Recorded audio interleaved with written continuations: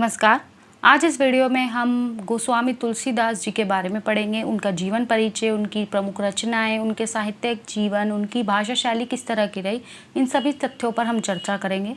मैं यही कहूँगी, वीडियो को अच्छे से समझने के लिए अंत तक देखिए। साथ ही साथ मैंने और भी रचनाकारों और कवियों की जो जीवनियाँ हैं वो बनाई हुई हैं, तो आप नीचे डिस्क्रिप्शन में जो है प्लेलिस्ट अवेलेबल है, आप वहाँ जाकर और भी रचनाकारों और कवियों की जीवनियों को देख सकते हैं, पढ़ सकते हैं, समझ सकते हैं। और छात्रों, सबसे पहले मैं यही कहूँगी, वीडियो अच्छा लगे तो लाइक, कमेंट व शेयर ज़रूर कीजिए। जितने ज़्यादा आप लाइक और कमेंट करेंगे, इससे जो चैनल होता है बूस्ट होता है। और यही कहूँगी, आगे और भी नोटिफिकेशंस को पाने के लिए चैनल को सब्सक्राइब करना ना भूलिए। तो अब हम तुलसीदास जी के जीवन परिचय के बारे में पढ़ते हैं। तो तुलसीदास का जन्म जो है सन 1532 में हुआ था। जन्म स्थान उत्तर प्रदेश राजापुर बताया जाता है क्योंकि इनके जीवन के बारे में कोई कंफर्मेशन नहीं है, क्योंकि 1532 में इनका जन्म हुआ है। तो गोस्वामी तुलसीदास जी के जन्म के स्थान के संबंध में बहुत से विद्वानों ने अपने अलग अलग मतभेद प्रस्तुत किए हैं। तो आप कमेंट करके बताइए कि किस किस रचनाकार ने, किस किस अलग अलग विद्वान ने जो अलग अलग इनके जन्म के बारे में जो है विद्वानों ने जो मतभेद प्रकट किए, आप कमेंट करके ज़रूर मुझे बताइए। तुलसीदास के पिता का नाम आत्माराम दुबे तथा माता का नाम हुलसी था। तुलसीदास का विवाह दीनबंधु पाठक की पुत्री रत्नावती से हुआ था। उनके तारक नाम का पुत्र भी हुआ था, जिसकी मृत्यु हो गई थी। तुलसीदास के गुरु का नाम नरहरिदास बताया जाता है। तुलसीदास ने रामचरितमानस की रचना 1575 के आसपास की थी। तुलसीदास की मृत्यु 623 ईस्वी यानी संवत 1680 में वाराणसी में हुई। अब एक बार तुलसीदास जी की प्रमुख रचनाओं के बारे में हम चर्चा कर लेते हैं। वैसे तो इनके जो 12 है प्रमुख रचनाएं मानी जाती हैं। तो तुलसीदास को ख्याति दिलाने वाली प्रमुख रचना रामचरितमानस है, यानी जिसकी वजह से इन्हें प्रसिद्धि प्राप्त हुई। राम की कथा पर आधारित ये महाकाव्य उन्होंने अवधी भाषा में रचा था। इसके अलावा भी उन्होंने कई काव्य ग्रंथों की रचना की। तुलसीदास के लिखे प्रामाणिक 12 ग्रंथ माने जाते हैं तुलसीदास द्वारा रचे गए। ये 12 तो प्रमुख हैं।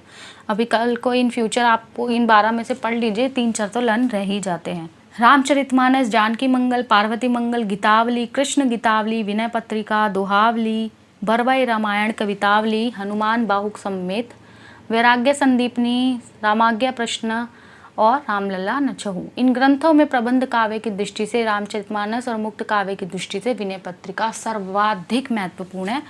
और अधिकांश की भाषा जो ज़्यादातर है सभी जो है अवधी भाषा में रचित है। अब हम तुलसीदास जी की भाषा के ऊपर चर्चा कर लेते हैं कि तुलसी जी की जो भाषा है वो अवधी और ब्रज थी।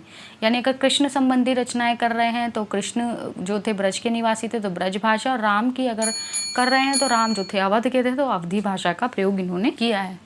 तो उनकी संपूर्ण रचनाओं में से श्री कृष्ण गीतावली, कवितावली, विनय पत्रिका, दोहावली, गीतावली तथा वैराग्य संदीपनी ग्रंथ ब्रज भाषा में लिखे गए हैं तथा रामचरितमानस, रामलला नचहु, बरवई रामायण, पार्वती मंगल, जानकी मंगल और रामाज्ञा प्रश्न अवधी के श्रृंगार हैं, यानी अवधी में रचित है।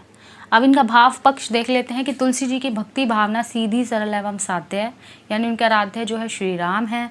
सभी रचनाओं में भावों को विविधता तुलसी की सबसे बड़ी विशेषता है। वे सभी रसों के प्रयोग से सिद्धहस्त थे। अवधी व ब्रज भाषा पर उनका समान अधिकार था, यानी दोनों भाषाओं पर उनका पूर्ण कंट्रोल था। ऐसा नहीं किसी की भाषा में वो कहीं कम रह जाते हों। इनका कला पक्ष देख लेते हैं। तुलसीदास जी ने अपने युग में प्रचलित सभी काव्य शैलियों का सफलतापूर्वक प्रयोग किया है, जैसे दोहा, चौपाई, कविता, सवैया, छप्पे आदि।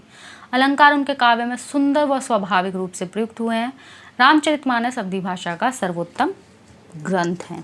अगर आप तुलसीदास जी की बात कर रहे हैं तो रामचरितमानस को तो कभी मत भूलिए। रामचरितमानस की वजह से उन्हें ख्याति प्राप्त हुई, तो जिसकी वजह से उनका नाम है। आगे हम इनका साहित्य में स्थान देखते हैं कि तुलसी जी हिंदी साहित्य के सर्वश्रेष्ठ कवि थे। हिंदी साहित्य उनकी काव्य प्रतिभा के अक्षय प्रकाश से सदैव प्रकाशित रहेगा। संत शिरोमणि गोस्वामी तुलसीदास ने अपने दोहों के माध्यम से मानव समाज को नीति की राह में चलने का उपदेश दिया, जो हमने रामचरितमानस में पढ़ा है। क्योंकि जो हमारे राम है वो नीति परक पुरुष है।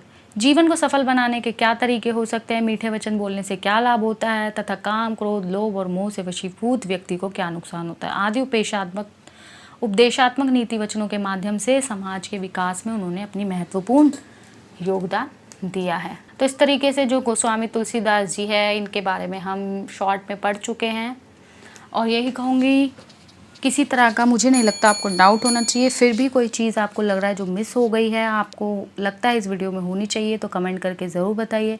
साथ ही साथ मैंने आपसे एक प्रश्न पूछा था कि अलग अलग जो रचनाकार, जो विद्वान हैं, उनके क्या मतभेद रहे उनके जीवन को लेकर, कौन कौन है, तो आप प्लीज़ कमेंट सेक्शन में बताइए। वीडियो अच्छा लगा तो लाइक, कमेंट व शेयर ज़रूर कीजिए और आगे और भी नोटिफिकेशंस को पाने के लिए चैनल को सब्सक्राइब करना ना भूलिए।